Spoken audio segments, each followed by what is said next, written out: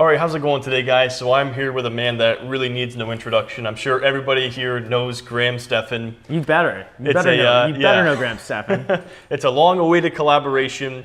He actually just kind of came out while I was here in San Diego, so I really appreciate you driving out so we could meet up and shoot some content for you guys. Absolutely, yeah. This is fun. Yeah, definitely. So what I want to talk about in this video here is this was a concept. This was like one of the first videos I saw on your channel, which was about how you can live pretty much anywhere you want to for free by basically house hacking. So I think it would be cool to go into more details about that and how people can actually like implement this strategy. Yeah, now this is something I have been doing really for the last 3 years, and this is such an eye-opener for me to be able to do this.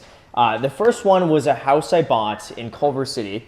I bought it, I fixed it up, and I was there for a year. Now, when I did that sort of renovation, I think I spent like $70,000, $80,000 fixing up this house, and it was instantly worth like an extra $100,000 to $150,000 more, just instantly, just by fixing it up. So by doing that, it was basically like I just made 150 grand. Wow. Could live there and then rent it out after the first year, and that's what I did. And then I moved into a duplex, and when I moved into the duplex, I mean, that was really just like a game changer for me, because I was able to buy this place. It took me a few months to buy it, renovate it. I added value when I renovated the property, and then the other unit is being rented out. Now, between the rent on the other unit, my tax write-offs, and the equity I get from paying down the mortgage every month, that place is a break even for me to own. Sure. And all I had to do was come up with a down payment, and it gets even better, but because the value of that property went up, because I renovated it, I was able to refinance that property, pull most of my money out of it.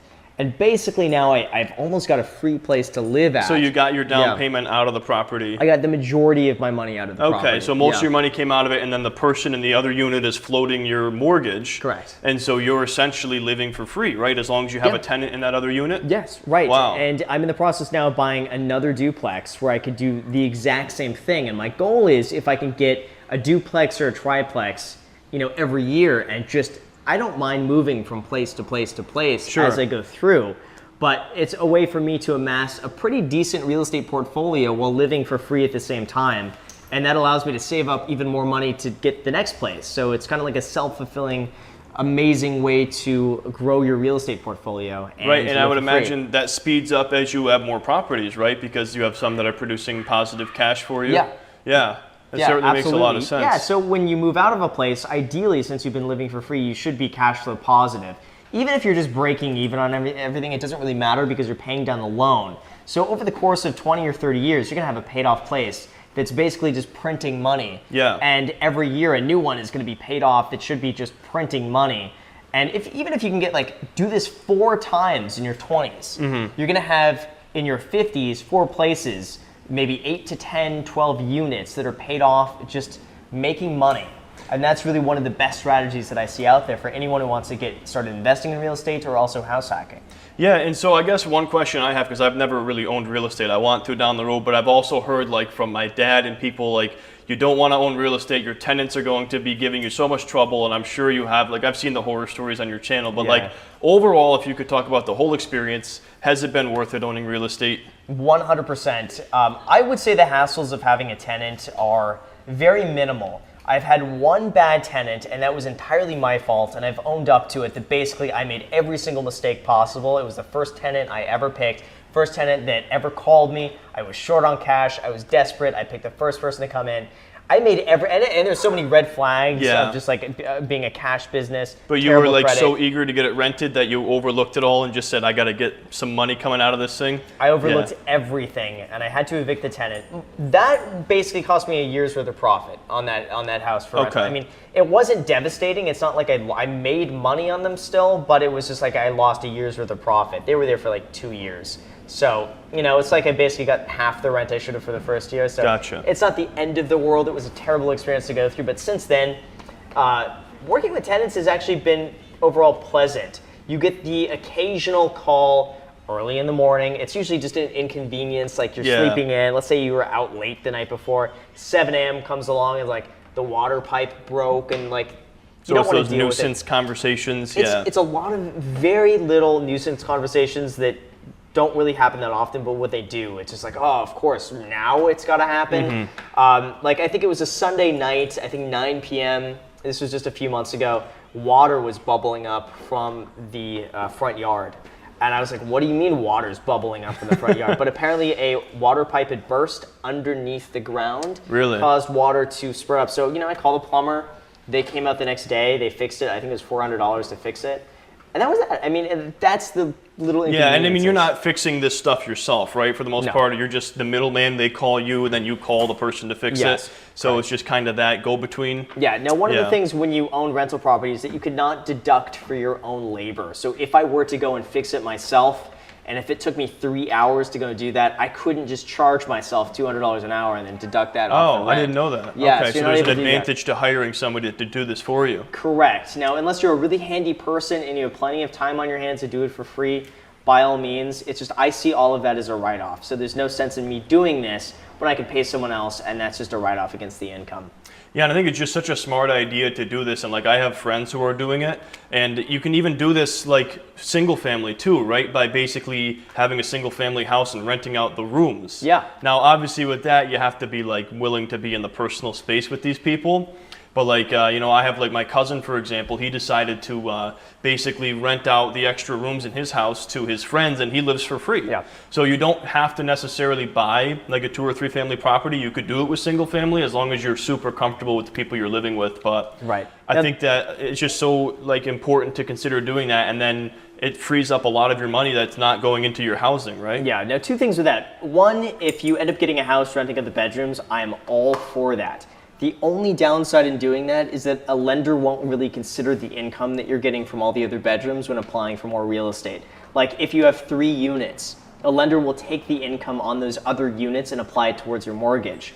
You can't go to a lender and say, I'm going to buy a 5-bedroom house and each bedroom is going to rent out for $1,000 a month. Okay. Well, you apply $4,000 of that towards my mortgage. So it doesn't count as income that's you can use to buy your next property? Correct. Okay. Whereas if you have other units, you can use that income to then that makes support sense. the mortgage. But if you end up buying a house and you decide, wait a second, I don't need this 3rd bedroom, rent it out. Right. Like to me, that's just like no brainer.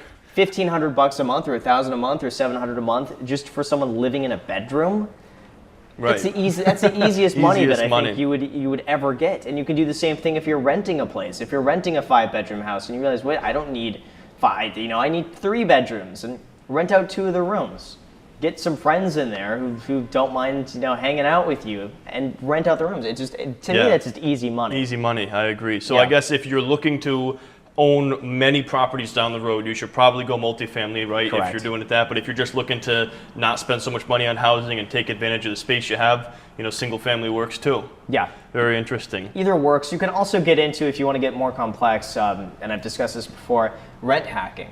Where even you can live for free. Yeah, let's throw it into this video. Let's tie it all together. Rent hacking. Okay. Yeah. So even rent hacking is if you're going to rent let's say a 4-bedroom home, knowing that you don't need 4 bedrooms, but if you can rent out 2 of those bedrooms enough to pay your entire rent, by all means, or rent out 3 of the bedrooms. Oh, so you're renting something larger than you need for yourself with the intention of renting that space to somebody else? Yeah, to cover your costs. Yeah, that makes a lot of sense. So that could bring your costs down dramatically. I have seen many people rent 4 or 5-bedroom houses, live in one of the bedrooms, they rent out the other 3, and that's enough to cover their entire rent payment. So they essentially will live for free. You have to check your lease agreement because some of these lease agreements do say no subletting. So that's very important that you have that in writing and that the owner is okay with you actually doing this in the front. You don't want to surprise just assume they're going to do it, rent a 5-bedroom and be like, oh, I have 5 people living here. We have 5 cars to park, you know? Yeah. No, because definitely as an agent and landlord myself, I'm always suspicious when you have a big house for rent and it's just like, oh, it's just for me. And I'm like,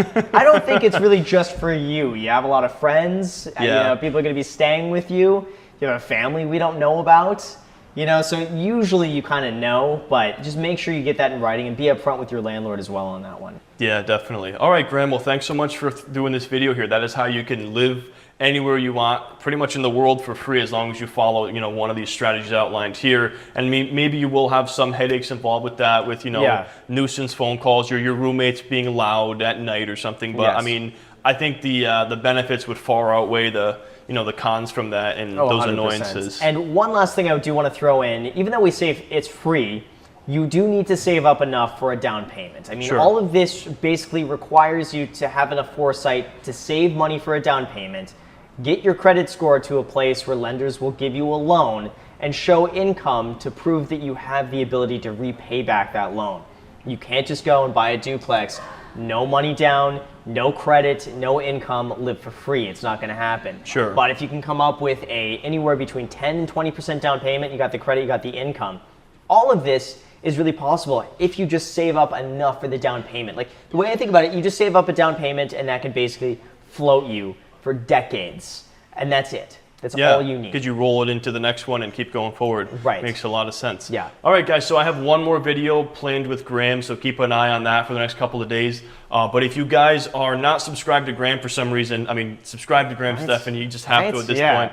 Everything is down in the description below, his Instagram and YouTube. But if you guys are like looking to learn more about real estate, Graham Stephan is definitely your guy. Thanks, man. Thanks for coming on the channel. Yeah, thank you so much. Appreciate it. We will see you guys in the next video. Like and subscribe.